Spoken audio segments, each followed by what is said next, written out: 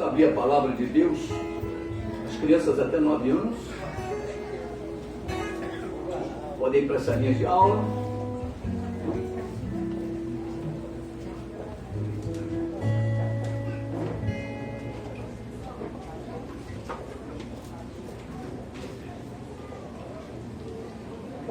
Você que tem mais de 9 anos, né? Fica, né? A não ser que faz parte aí da área infantil.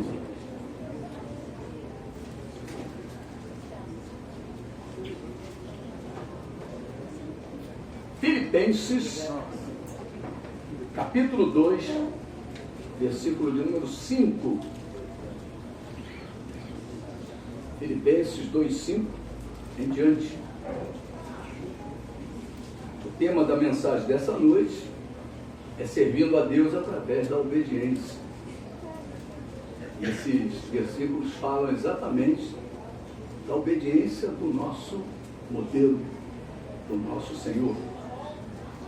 Versículo 5 em diante diz: tende em vós o mesmo sentimento que houve também em Cristo Jesus. Pois ele, subsistindo em forma de Deus, não julgou como usurpação ser igual a Deus. Antes, a si mesmo se esvaziou, assumindo a forma de servo, tornando-se em semelhança de homens e reconhecido em figura humana. A si mesmo se humilhou, tornando-se obediente até a morte e morte de cruz. Pelo que também Deus o exaltou sobremaneira, e lhe deu um nome que está acima de todo nome, para que ao nome de Jesus se dobre todo o joelho, nos céus, na terra e debaixo da terra, e toda língua confesse que Jesus Cristo é Senhor, para a glória de Deus Pai. Bem, queridos, esse é o texto que Deus nos separou, para que nesta noite nós pudéssemos tê-lo como referência, servir a Deus através da obediência. Eu posso dizer que Deus é maravilhoso e Jesus é o nosso exemplo. Deus nos deixou o melhor exemplo, né? Nós nunca vamos nos decepcionar com o exemplo deixado por Deus. Toda a humanidade se encontrava perdida. Não havia um homem sequer para Deus colocar como modelo, como exemplo, como referência para seguirmos. Deus descreve na sua palavra que todos se desviaram, a uma se fizeram inúteis. Então, Deus precisou enviar o seu único filho, diz a palavra. Deus enviou o seu único filho para sermos semelhantes a ele. Você pode afirmar com toda a sua força: Jesus é o meu exemplo. Aleluia! Então, o nosso exemplo é Jesus. Porque não há homem que possa solucionar o problema de Deus a respeito de um exemplo na humanidade. Por isso Deus fala com a igreja que nós devemos olhar firmemente para o autor e o consumador da nossa fé, Jesus. O escritor da carta aos Hebreus deixa registrado que ele é o autor e o consumador da nossa fé. E Lucas descreve como Jesus ressuscitado no livro de Atos dos Apóstolos. Se você for pegar o livro de Atos e estudar, você vai ver que é o ressuscitado que é exaltado. Em Romanos, Paulo descreve Jesus como sendo a nossa justiça. Em 1 Coríntios, Paulo nos afirma que Jesus é a sabedoria de Deus. Em 2 Coríntios, Paulo nos afirma que Jesus é a maior riqueza. Olha os detalhes, né? Em Gálatas, Paulo nos afirma que somos justificados pela fé. A carta à igreja de Éfeso, Paulo também afirma que Jesus é a nossa bênção completa. Em Cristo, nós temos toda sorte de bênçãos espirituais à nossa disposição. Em Filipenses, Paulo nos afirma que Jesus é a nossa alegria. É nele que devemos nos alegrar. Em Colossenses, Paulo nos afirma que Jesus é o mistério de Deus revelado aos homens. Em 1 Tessalonicenses, Paulo nos afirma o que Deus espera de nós: a vossa santificação, ou a nossa santificação, que saibamos possuir o próprio corpo em santificação e honra. Está lá no capítulo 5, vamos lá em 1 Tessalonicenses, capítulo 5, versículo 23 e 24. Ele fala: o mesmo Deus da paz vos santifique em tudo. Versículo 23. O vosso espírito, alma e corpo sejam conservados íntegros e irrepreensíveis, olha, na vinda de nosso Senhor Jesus Cristo. Então Deus aqui confirma uma promessa para a igreja: Jesus voltará. Você pode falar para o teu irmão: Jesus vai voltar. Jesus vai voltar. Aleluia. Então o que ele espera que nós façamos? Conservemos, como diz aqui o versículo de número 23, sejam conservados íntegros e irrepreensíveis. O que? O espírito, alma e corpo, para a volta de Jesus. Versículo 24: fiel é o que vos chama, o qual também o fará. Então Deus não falhará. Deus é fiel. Em 2 Tessalonicenses, Paulo nos afirma que Deus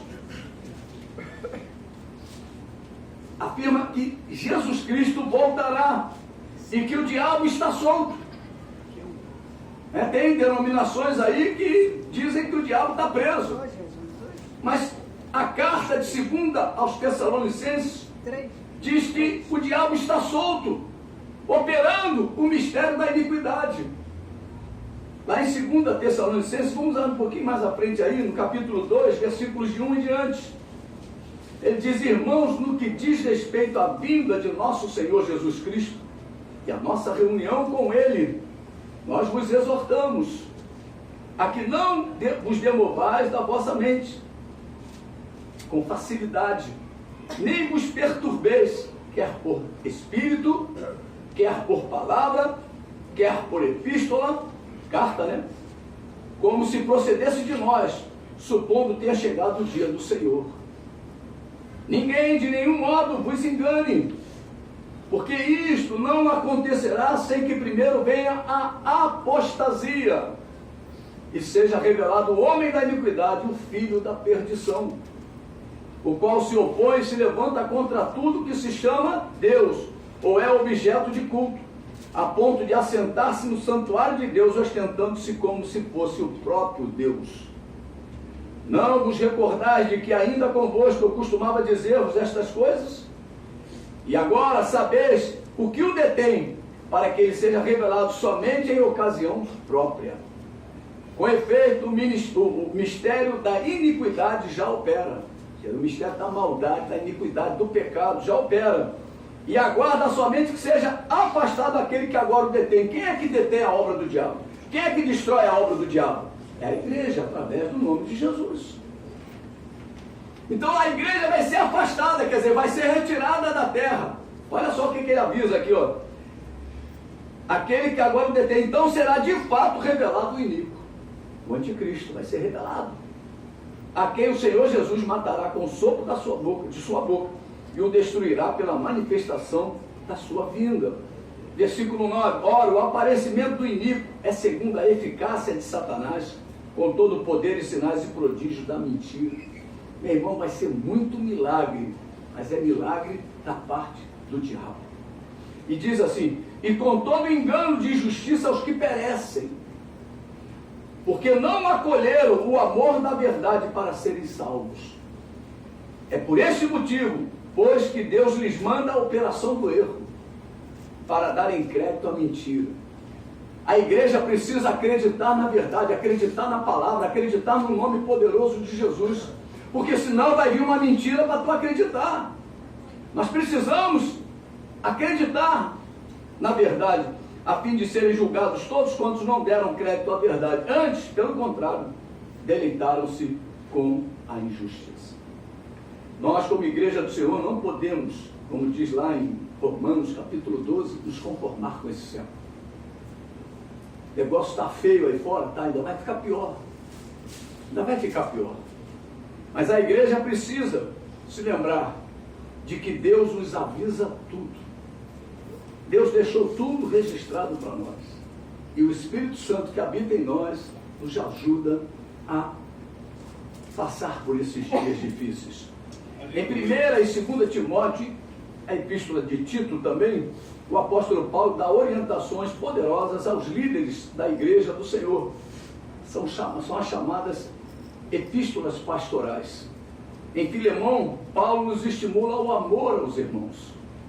Não importa o que a pessoa lhe fez no mundo, hoje somos irmãos, somos todos filhos de Deus. E Hebreus, vou parar em Hebreus, mas Hebreus é a carta que descreve a diferença entre o sacerdócio antigo, do Antigo Testamento, e o sacerdócio do Novo Testamento, o sacerdócio de Cristo. Há diferenças. Hoje em dia, as igrejas estão usando ornamentos e objetos do sacerdócio antigo. Mas aquele sacerdócio antigo, diz a palavra de Deus, que caducou. O sacerdócio segundo a ordem arâmica caducou. Hoje estamos vivendo um novo sacerdócio, o sacerdócio segundo a ordem de Melquisedeque. Cristo é o nosso descanso, diz a epístola aos Hebreus. Você pode dizer para o teu irmão, Jesus Cristo é o nosso descanso. Aleluia! Aleluia! Por que eu estou afirmando isso? Porque o Senhor Jesus nos deixou um legado. O Senhor Jesus nos deixou uma ordem bem explícita: irmos pelo mundo inteiro e pregarmos o Evangelho a toda criatura. Essa ordem, dada aos sacerdotes segundo a ordem de Melquisedeque. Nós precisamos observar a ordem do Senhor lá no Velho Testamento. Deus deu ordens. E nós vamos aprender com aqueles que obedeceram a ordem de Deus. Muitas vezes observamos a ordem dada a Noé, lá em Gênesis capítulo 6. Nós vamos ver alguns exemplos de ordens dadas. E Deus deu a ordem à igreja, para que a igreja vá e pregue o Evangelho. Vamos ver essa ordem dada por Deus a Noé, capítulo 6, versículo 13. Então disse Deus a Noé: resolvi, olha, se Deus falasse isso com você, hein? Resolvi dar cabo de toda a carne, porque a terra está cheia da violência dos homens. Eis que os farei perecer juntamente com a terra. Faze uma arca de tábuas de cipreste. Nela farás compartimentos e a calafetarás com betume por dentro e por fora. Deste modo a farás de 300 côvados, será o comprimento e 50 a largura e a altura de 30. Farás ao seu redor uma abertura de 1 côvado de altura. A porta da arca colocarás lateralmente. Farás pavimentos na arca, um embaixo, um segundo e um terceiro, porque estou para derramar águas em dilúvio sobre a terra, para consumir toda a carne em que há fôlego de vida debaixo dos céus. Tudo o que há na terra perecerá. Meu querido, Deus deu uma ordem a Noé. Noé não discutiu, Noé não adiou, Noé não fez nada disso. Noé foi obediente, tomou uma atitude. Deus deu essa ordem a Noé e Noé obedeceu simplesmente. Você pode falar para o teu irmão, as ordens de Deus não são para ser discutidas, são para ser obedecidas. Cumpra o chamado de Deus, irmãos. Noé é chamado de pregador da justiça. Amém, Jesus. Somente a sua família acreditou e somente a sua família foi salva. Amém, Jesus. Não importa o que eles estão acreditando lá fora, importa é a tua fé. Aleluia. O que importa é o que nós acreditamos através da palavra de Deus. Amém, Jesus. O que eu aprendo com Noé? Não importa o que as pessoas pensam ou fazem. O importante nos dias de Noé é obedecer à ordem do Senhor. Eu imagino, Noé tinha filhos. E filhos eram jovens, né? Casaram. 100 anos levou a construção daquela arca. Nós estamos há 27 anos edificando essa igreja. 27 anos o ministério de Jesus Cristo é a porta. Estamos muito próximos da volta do Senhor. Mas imagina que levasse mais 73 anos o dilúvio descer ou para Jesus voltar. Será que nós perseveraríamos 73 anos a mais? Ou você já entrou nessa casa hoje dizendo, eu não aguento mais, eu vou desistir?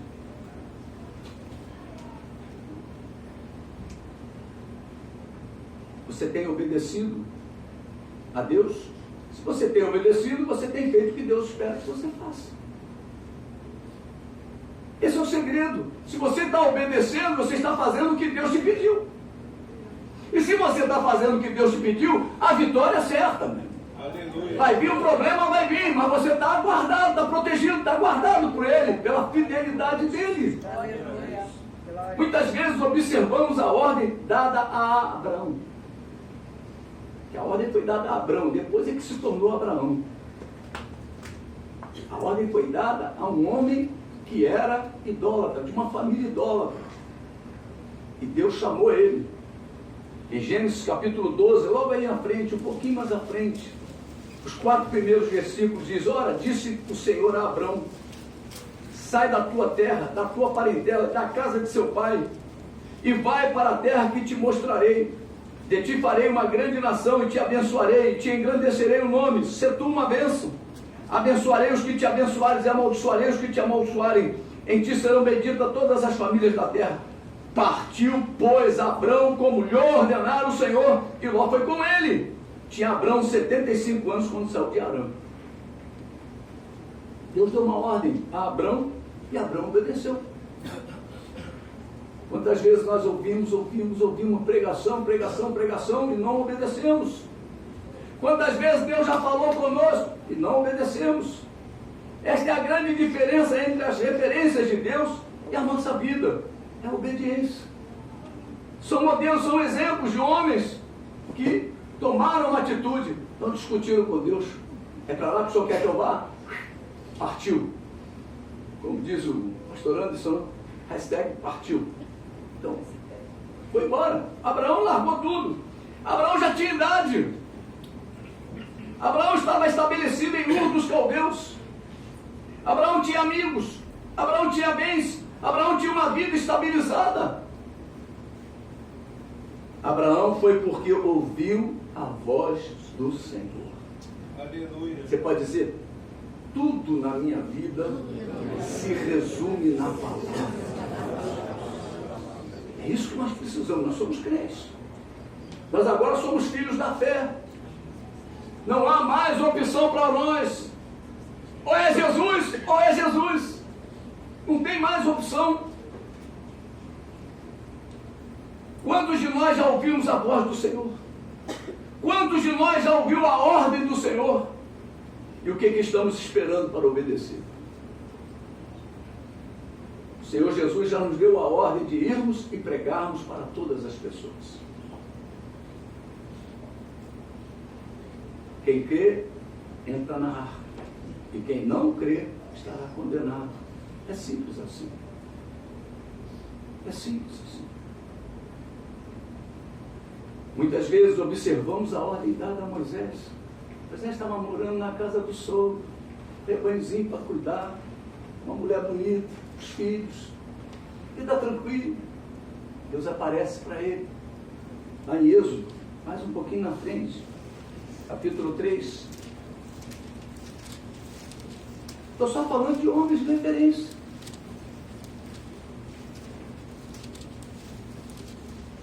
Apacentava Moisés o rebanho de Jetro, seu sogro, sacerdote de Midian, e levando o rebanho para o lado ocidental do deserto, chegou ao monte de Deus, a Horebe. Apareceu-lhe o anjo do Senhor numa chama de fogo, no meio de uma sarça.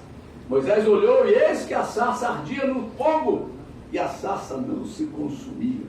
Então disse consigo mesmo, irei para lá e verei essa grande maravilha. Porque a sarça não se queima, Vendo o Senhor que ele se voltava para ver, Deus, no meio da sarça, o chamou e disse: Moisés, Moisés. Ele respondeu: eis-me aqui. Deus continuou: não te chegues para cá, tira as sandálias dos pés, porque o lugar em que estás é terra santa. Disse mais: eu sou o Deus de teu pai, o Deus de Abraão, o Deus de Isaque e o Deus de Jacó. Moisés escondeu o rosto, porque temeu olhar para Deus. Disse ainda o Senhor: certamente vi a aflição do meu povo que está no Egito, e ouvi o seu clamor por causa dos seus exatores.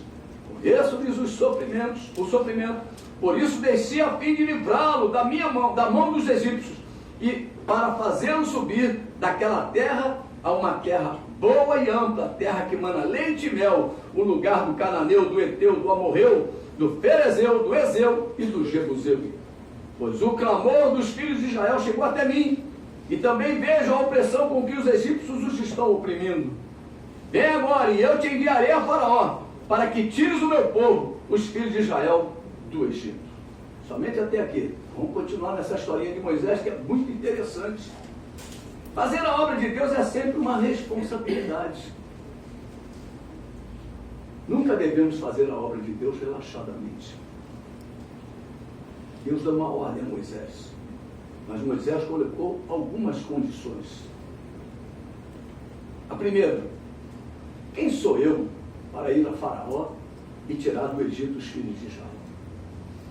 A segundo questionamento: eis que quando eu vier aos filhos de Israel e lhes disser: o Deus de vossos pais me enviou a vós outros, e eles me perguntarem: qual é o seu nome? Que lhes direi? Terceiro questionamento: mas eis que não crerão, nem acudirão à minha voz, pois dirão: o Senhor não te apareceu. Muitas vezes nós somos questionados. O chamado. Deus falou com Moisés. Moisés agora estava com medo de chegar lá diante dos filhos de Israel. E os filhos de Israel: por que o Senhor te apareceu? Tu comeu com uma feijoada e foi dormir. Né? Você passou, foi mal, teve uma noite mal dormida, teve um pesadelo. Aí ele vai agora e dá para as suas limitações. Eu nunca fui eloquente, nem outrora, nem depois que falaste a teu servo, pois sou pesado de boca e tenho a língua também pesada. Quinto questionamento: envia aquele que há de enviar, menos a mim. Moisés, olha, não queria enfrentar o chamado de Deus. Pode ser que você se encontre como Moisés, não quer fazer nada. Deus já mandou você pregar o Evangelho, mas você não quer. Você não quer, você acha que não tem, ninguém vai acreditar, ninguém vai dar crédito na tua palavra.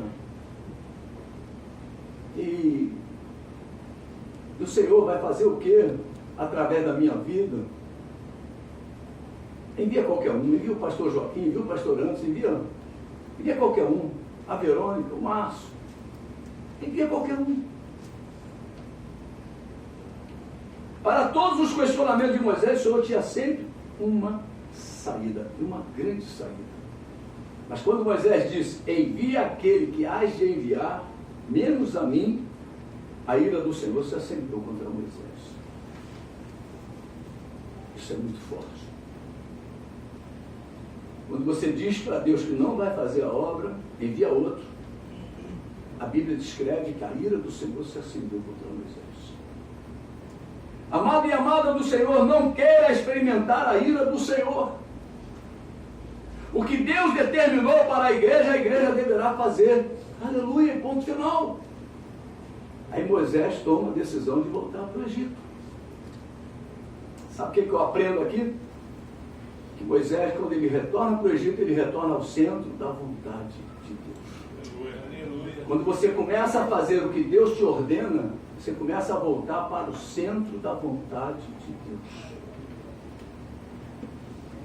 E hoje é a noite de retornarmos ao centro da vontade do Senhor. O Senhor quer a sua igreja evangelizando. O Senhor quer a sua igreja amando o perdido.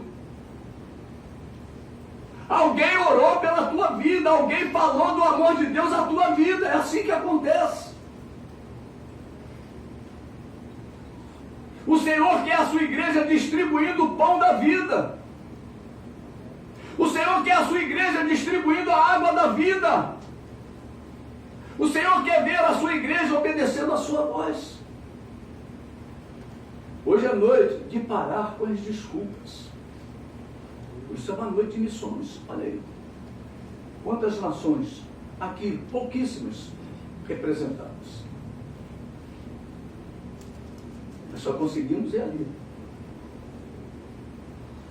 Mas Deus nos deu as nações. Pede-me as nações, eu já vi.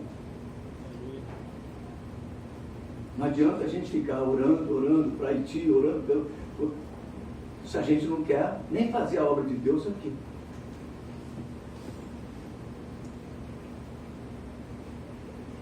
Hoje é noite de observarmos o chamado do Senhor. Hoje é noite de pararmos com os mimimi para com a obra de Deus. Muitas vezes observamos o apelo do Senhor para com Isaías. A Isaías capítulo 6. Isaías capítulo 6. Você conhece bem o chamado de Isaías. O que Isaías diz? Eis-me aqui, né? A quem enviarei? Ele disse o quê? Eis-me aqui. Versículos de 1 em diante. No ano da morte do rei Uzias, eu vi o Senhor assentado sobre um alto e sublime trono, e as abas de suas vestes enchiam o templo. Serafins estavam por cima dele. Cada um tinha 6 asas, com 2 cobria o rosto, com 2 cobria os seus pés, e com 2 voava.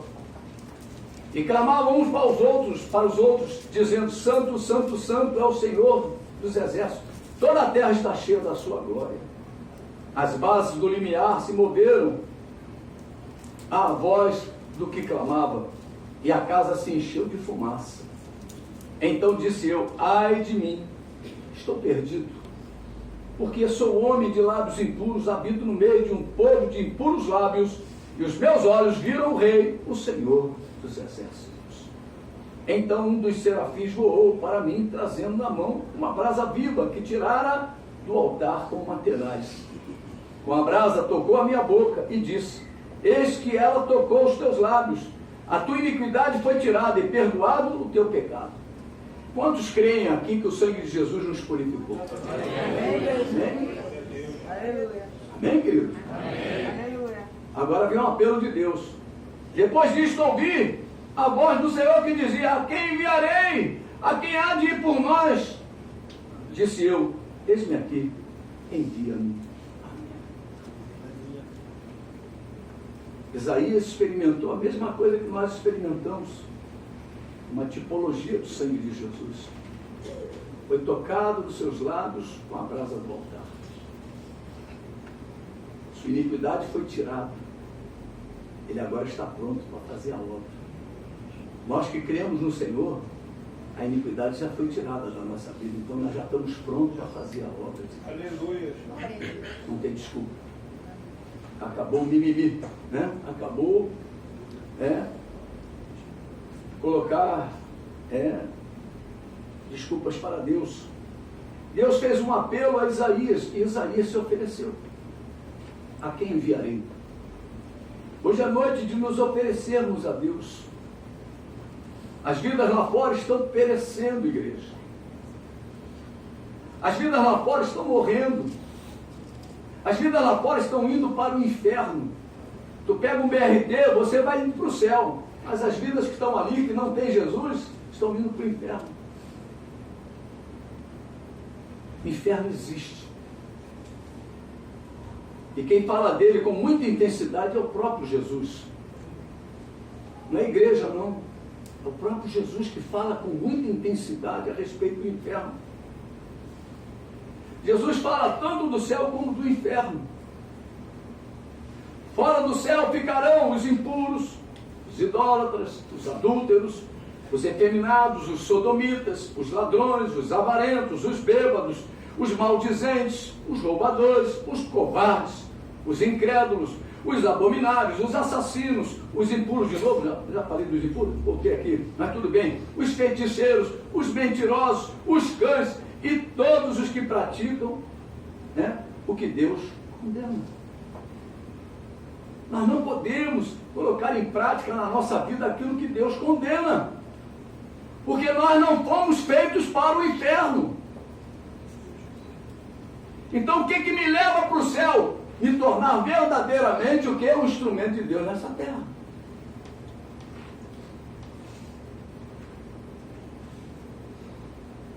Não existe nenhuma regra que quebre isto. Não existe um pastor que pode te liberar do dízimo. Se você deixar de ser dizimista, você está roubando a Deus, então entrou na lista. Se você mentiu, mas falei politicamente correto, entrou no rol dos mentirosos, vai para dentro do saco do diabo. É assim que funciona. Está todos eles num saco preto. Nós não podemos ser idólatras, nós não podemos ser feiticeiros. Já preguei muito sobre isso. O que é uma feitiçaria na igreja? É quando nós desejamos o mal para uma pessoa. O que um feiticeiro faz? Faz o mal para uma pessoa. Obra de feitiçaria. O que é idolatria? Quando você coloca alguém na frente de Jesus. Então nós precisamos nos lembrar disso. O que é o adultério? É quando a pessoa está vivendo com uma pessoa casada. A pessoa já é casada, ela tem um dono. Você está pegando a mulher que tem dono. Olha só. Ou a mulher está pegando um homem que tem dona. Aliás, tem dono. Né? Então nós começamos a ver que é uma preocupação da nossa vida. Nós temos que vigiar. E bêbado, pessoas que bebem. Bebo socialmente, mas todo bêbado começa com um copo. Aí vem o segundo, terceiro, quarto, quinto, depois o diabo toma conta. Maldizente, meu Deus do céu, cuidado com a boquinha. Não podemos falar o que pensamos. Nós temos que refletir. Dá na telha, fala, não faz isso. Reflete. Vê se aquela palavra vai ferir, se aquela palavra vai machucar, se aquela palavra vai ofender. Precisamos ter esse cuidado. Os efeminados, tem até igreja agora dos efeminados, dos sodomitas. Meu Deus do céu, mas a Bíblia diz que eles estão o quê? No pacote, que não vai entrar no céu. Não importa se eles estão dentro de uma igreja. O que importa é eles obedecerem a Deus. Quando nós começamos a ver, a história começa a ficar. Os covardes, quem são os covardes? Se lembra lá de Gideão? Tem muito povo, Gideão. Diz aí, quem está com medo pode ir embora. 22 mil a bater em retirada. Eram 32 mil, 22 mil bater em retirada. Depois ele fez uma outra prova, só ficaram 300. São os crentes que não vigiam. São os crentes que não vigiam. Não se preocupam com o mundo espiritual. Tem crente que acha que o diabo não vai fazer nada com ele. Meu irmão, ele é adversário, ele é teu adversário. E a Bíblia, quando fala dele, diz que ele é assassino, que ele é ladrão. O objetivo dele é roubar, matar e destruir. E as pessoas dão de ombro. Estou só bebendo minha água aqui, que nem cachorro.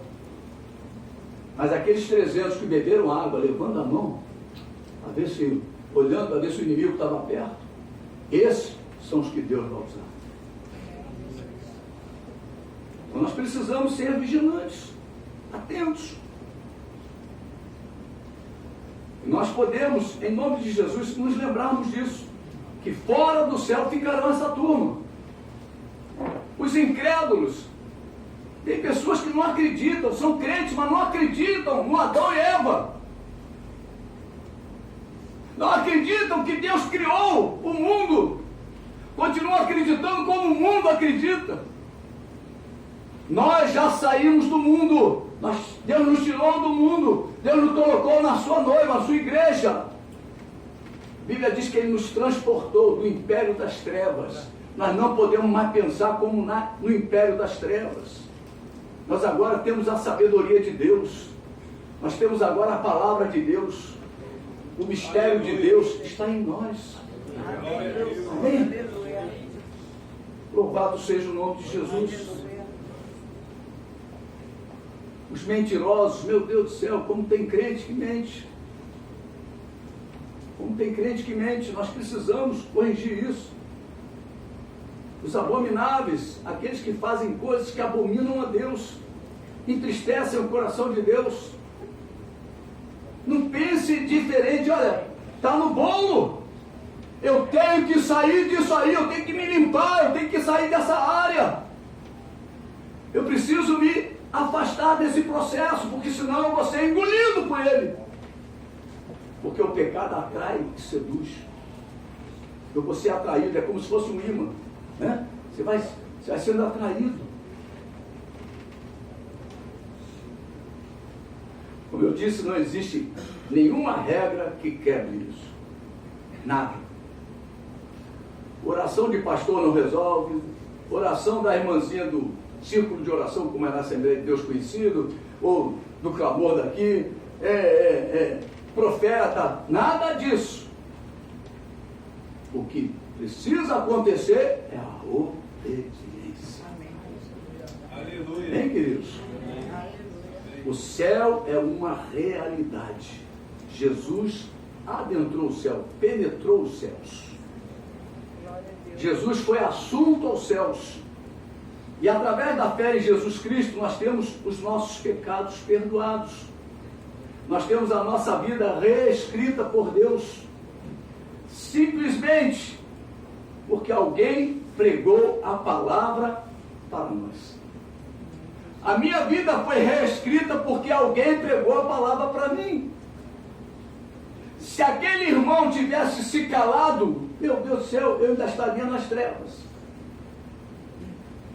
Aí nós damos de ombro e falamos assim, Deus levanta outro. Meu irmão, o ministério era contigo, ou o mistério era contigo. Você está compreendendo a profundidade da responsabilidade que Deus colocou nas nossas mãos? Aleluia. Nós não podemos fazer a obra de Deus de qualquer jeito. Nós precisamos fazer o bem. E fazer o bem é pregar o Evangelho a toda criatura. As pessoas precisam nascer de Deus. Nós queremos tanto que o Brasil melhore. Ao que temos feito.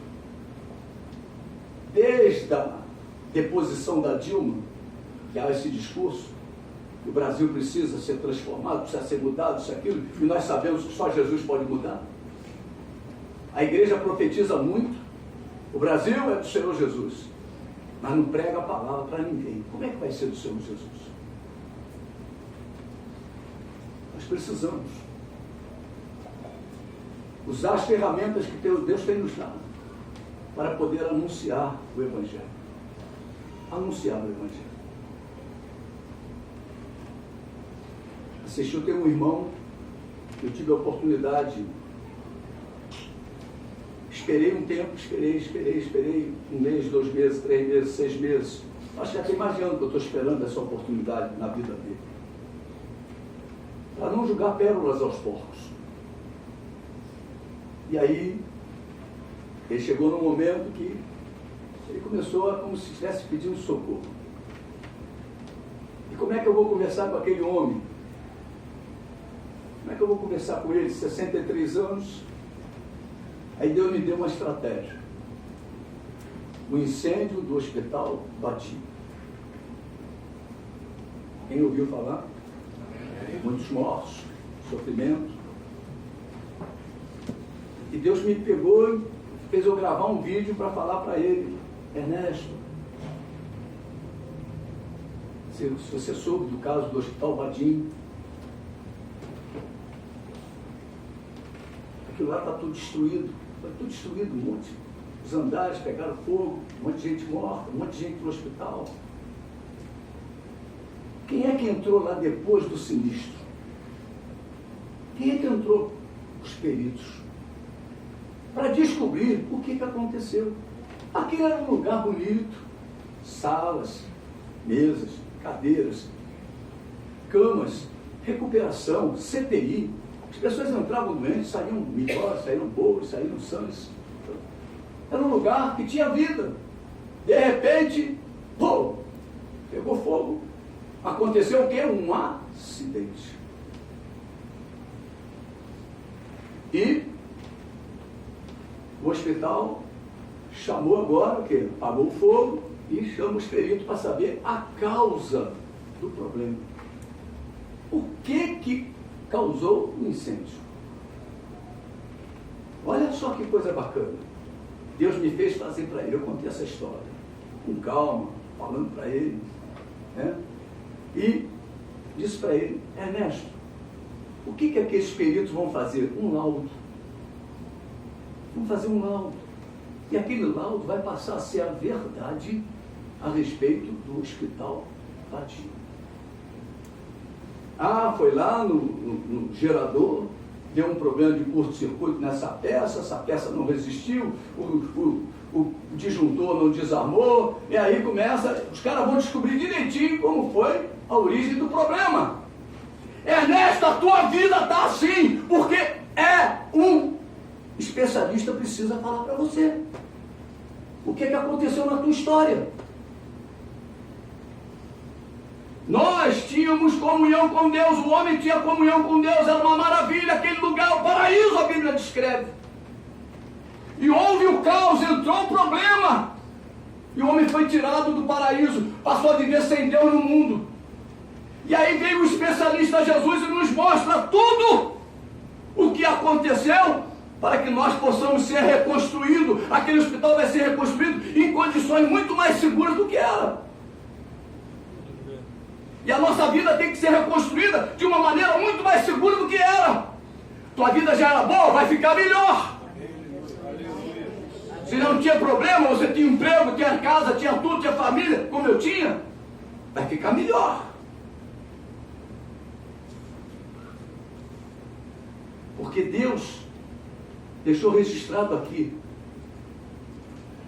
tudo o que aconteceu na vida do homem. A queda do homem, a desgraça na vida do homem. E você precisa entregar a tua vida para Jesus, para a reconstrução começar a acontecer. Amém. Tua vida está incendiada, tu está igual aquele hospital. Está destruída a tua vida.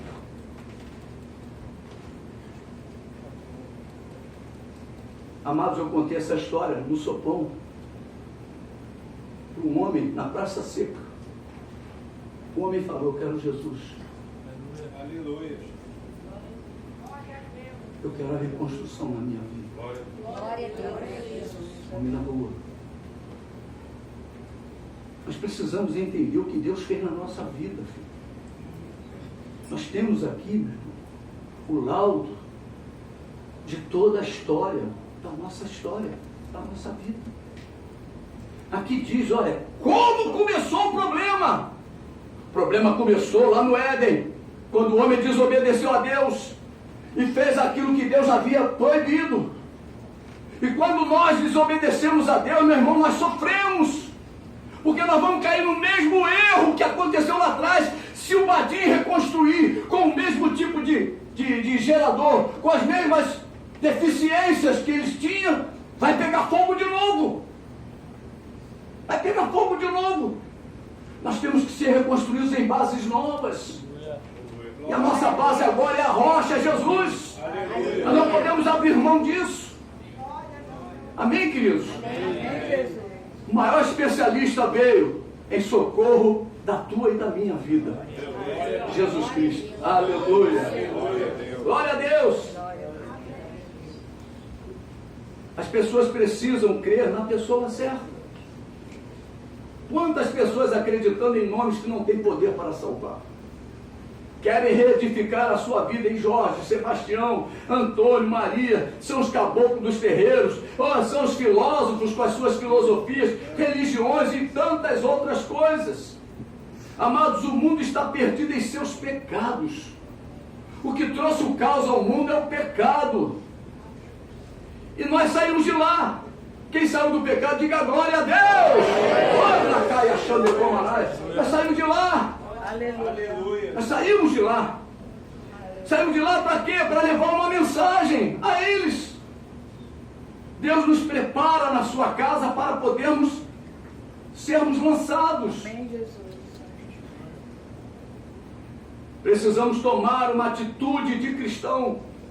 Precisamos ter o mesmo sentimento que houve em Cristo Jesus. Meu irmão, a posição maior de Jesus, Jesus era Deus, está sentado no trono. Oh, tem até uma história que dizem aí, o sujeito chegou no céu, viu aquela Ferrari passando, e aí passou um Fusca velho. Não quero mais aquela ali é só para o Filho do Homem. Aquela ali é do Senhor Jesus. Meu irmão, ele pagou um preço. A vida dele era o que? Rei, ele era Deus, ele era o Senhor. Mas ele veio, ó, humilde, desceu, entrou na barriguinha de uma mulher chamada Maria, foi gerado como nós, para ter a nossa natureza também. Cresceu, com 30 anos começou o seu ministério, e com 33 culminou o ministério dele como sacrifício pela minha e pela tua vida. Aleluia. Entregou, cumprindo toda a lei. Cumprindo toda a lei. Nós precisamos nos lembrar que aconteceu uma história para mudar a nossa. Precisamos ter esse mesmo sentimento que houve em Cristo Jesus. Precisamos nos esvaziar de nós mesmos. Precisamos aprender com Jesus a sermos seus servos. Precisamos nos humilhar e nos tornar obedientes até a morte, morte de cruz, porque a Bíblia diz que nós estamos crucificados. O morto não pode, a carne tem que estar morta. Não podemos mais resistir. Alguém catuca e você acorda, desperta, né? Precisamos estar crucificados com Cristo. Quando nos encontramos desta maneira, as pessoas são atraídas até Jesus. Eu preciso me tornar um imã para Jesus. Eu preciso atrair as pessoas até a pessoa de Jesus. Como o apóstolo Paulo fala, já não sou eu quem vive, mas Cristo vive em mim. Eu preciso atrair os perdidos para Cristo. Você pode repetir essa frase? Eu preciso atrair os perdidos para Cristo. Amém? Eu vou convidar o louvor. Aleluia. Glória a Deus. Glória a Deus. Louvado seja o nome de Jesus. Hoje é uma noite de missões, né?